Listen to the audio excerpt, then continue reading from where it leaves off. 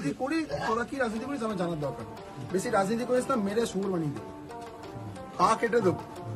21-এর কথা মনে আছে তো, যেমন মেরেছিলাম। তৃণমূলের কাণ্ডকীর্তি শুধু একবার দেখুন।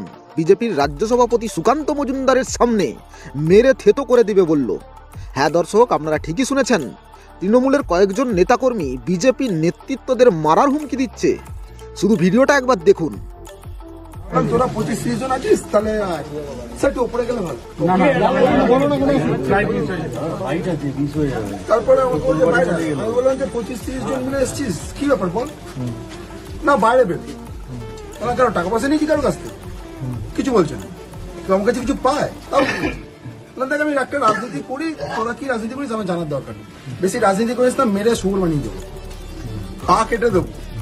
21-এর কথা মনে আছে তো, যেমন মেরেছিলাম। আমি 11 দিন ভর্তি ছিলাম হসপিটালে। আমি ভর্তি ছিলাম, পাপ্পুকে মেরেছিল। এরকম আমাদের এই ভোলাকে মেরেছে, আমাদের বাবুলালকে রাত্রির 1টার সময় মেরেছে। মানে এরকম আমাদের 40 জন সন্তোষের আঙুল থেতলে দিয়েছে, কন্টিনিউ হয়ে আসছে স্যার। আমরা তিক্ত বিরক্ত হয়ে গেছি। বিভাসকে মেরেছে, ওদিকে স্বরূপকে মেরেছে।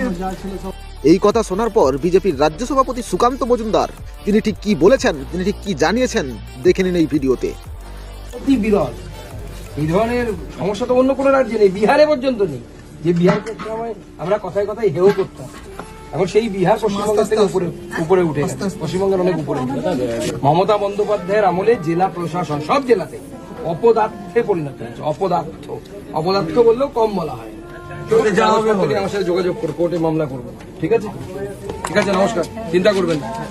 দর্শক, ভিডিওটি দেখার পরে আপনাদের কি মতামত অবশ্যই নিউজ 10 বাংলার কমেন্ট বক্সে জানিয়ে দেবেন।